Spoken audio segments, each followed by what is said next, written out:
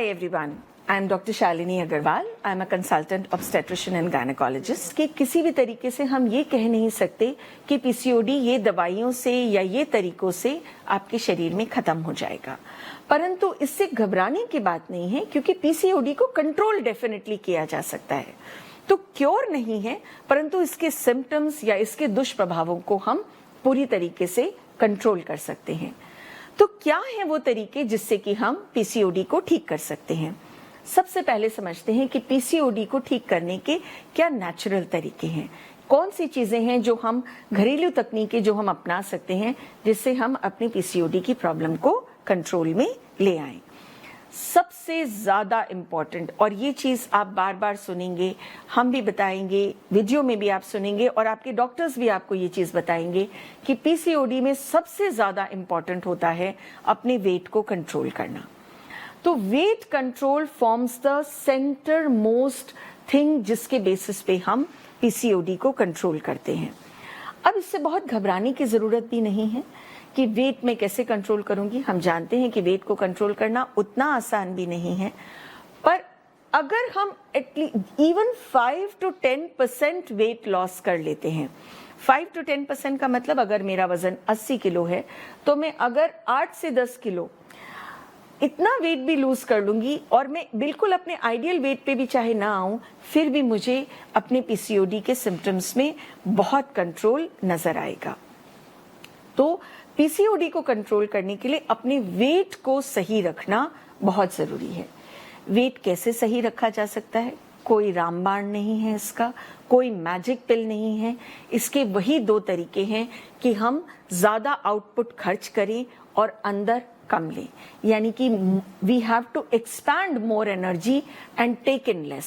So diet control becomes a very very important part of PCOD control. Diet में क्या करना है?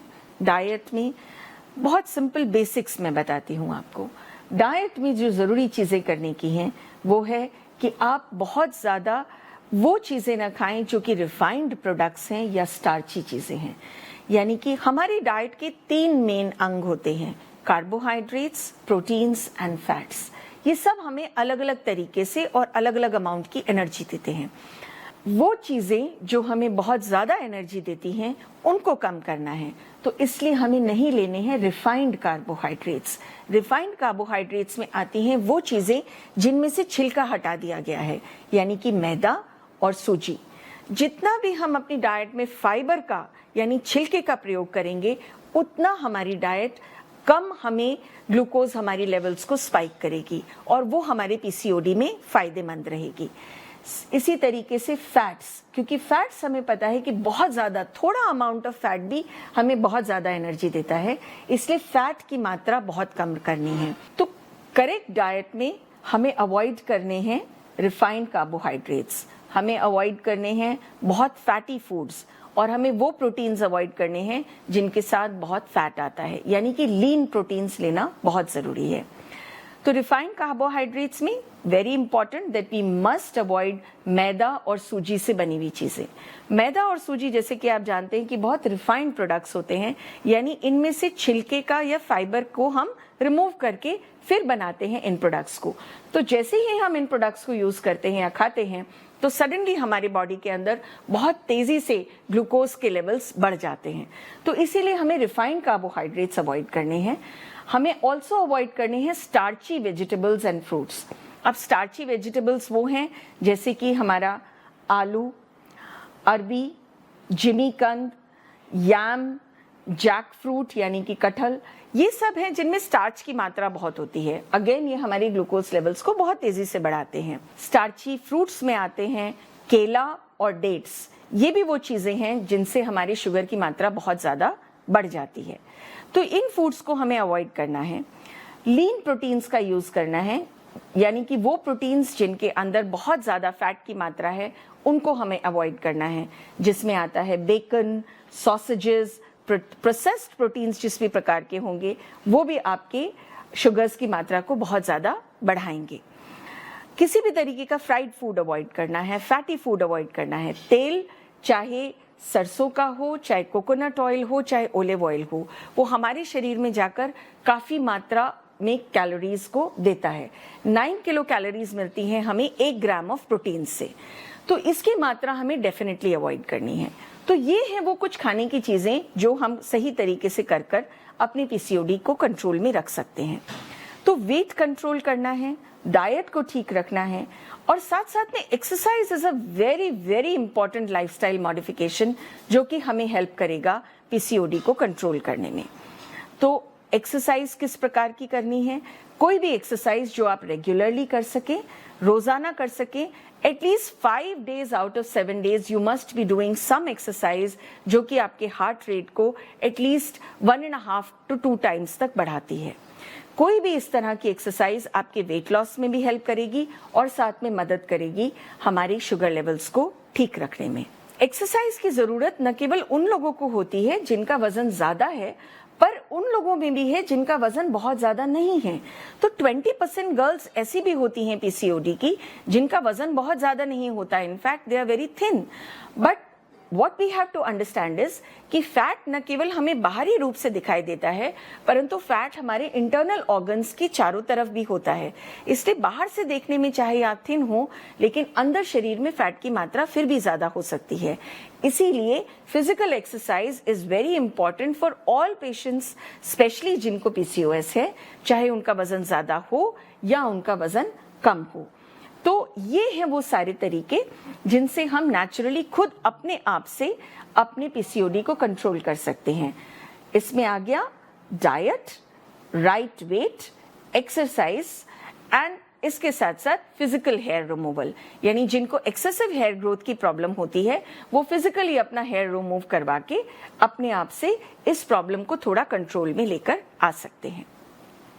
अब इसके बाद ये समझें कि हम कैसे और अपने पीसीओडी के सिम्टम्स को कंट्रोल में लेकर आते हैं।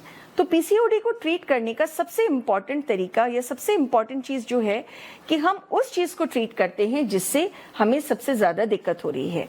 अगर हमें मेंस्ट्रुअल प्रॉब्लम्स हैं तो हम इसके लिए कुछ दवाइयां यूज करते हैं। अगर एक्सेसिव हेयर ग्रोथ की प्रॉब्लम है तो एक्सेसिव हेयर ग्रोथ के लिए कुछ स्पेशल मेडिकेशंस होती हैं जो हमारे एक्सेसिव हेयर ग्रोथ को रोकती हैं और हमारे हार्मोनल बैलेंस को ठीक करती हैं। अगर एक्ने का प्रॉब्लम है तो हम एक्ने को ट्रीट करते हैं। सो डिपेंडिंग अपॉन हमारे को क्या प्रॉब्लम है उसके बेसिस पे पीसीओडी का ट्रीटमेंट किया जाता है। कई लोगों को पीसीओडी में साथ साथ में प्रेग्नेंट होने की भी प्रॉब्लम होती है। तो यदि आपको प्रेगनेंसी चाहिए तो उस वक्त प्रेगनेंसी होने के लिए आपको अलग तरीके की स्पेशल मेडिकेशंस दी जाती हैं। तो क्या मेडिकेशंस है जो पीसीओडी में यूज होती हैं? कॉमनली यूज किया जाता है हार्मोनल पिल्स या ओरल कॉन्ट्रासेप्टिव पिल्स। ये आपके शरीर के हार्मोनल बैलेंस को ठीक रखती हैं, जैसे कि मैंने पहले बताया कि हमारे एलएच, एफएसएच, ईस्ट्रोजन और प्रोजेस्टेरॉन, ये जो मेन हार्मोन्स होते हैं, इनके लेवल्स में डिस्टर्बेंस आ जाती है तो कॉन्ट्रासेप्टिव पिल्स हमारे इन हार्मोनल लेवल्स को ठीक करते हैं। जो सेकंड इंपॉर्टेंट हार्मोन है वो है इंसुलिन। तो अगर हमारे यहाँ हमारी बॉडी में इंसुलिन रेजिस्टेंस है तो इंसुलिन को हमारी बॉडी को सेंसिटाइज करने के लिए कुछ इंसुलिन सेंसिटाइजिंग मेडिकेशंस भी दी जाती हैं, जिसमें कॉमनली आती है मेटफॉर्मिन। इसके साथ साथ एक्सेसिव हेयर ग्रोथ के लिए एंटी एंड्रोजेंस दिए जाते हैं। ये भी आपकी हेयर ग्रोथ को डायरेक्टली कम करने में आपकी हेल्प करते हैं। और अगर आपको कंसीव करना है, आप कंसीव नहीं कर पा रही क्योंकि आपको पीसीओडी की प्रॉब्लम है, तो यूजुअली जो प्रॉब्लम पीसीओडी में आती है इनफर्टिलिटी में, वो ये होता है कि आपके एग्स ठीक से नहीं बन पा रहे। तो एग्स ठीक से बनने के लिए ओव्यूलेशन इंडक्शन की मेडिकेशंस दी जाती हैं। तो ये है कॉमन तरीके जिससे हम पीसीओडी को अपना मैनेज कर सकते हैं। कुछ हम खुद कर सकते हैं और कुछ के लिए हमें मेडिकेशंस की जरूरत पड़ती है। इसके बाद एक लास्ट मोस्ट इंपॉर्टेंट चीज और समझने की है कि पीसीओडी हमारे को और इसके अलावा और क्या प्रॉब्लम्स क्रिएट कर सकता है।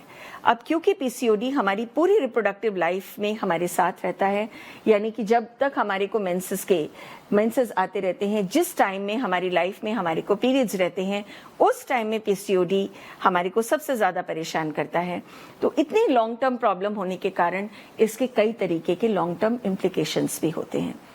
जिन लोगों को पीसीओडी होता है उनको आगे जाकर डायबिटीज होने की प्रॉब्लम ज़्यादा हो सकती है, उनको हार्ट डिजीज की प्रॉब्लम हो सकती है, एंड अनफॉर्चुनेटली कभी कभी कुछ लोगों में कैंसर्स का प्रॉब्लम भी पीसीओडी में ज़्यादा देखा गया है, जिसमें कॉमन है एंडोमेट्रियल या यूट्राइन कैंसर। तो इसीलिए पीसीओडी को कंट्रोल करना भी बहुत ज़रूरी है।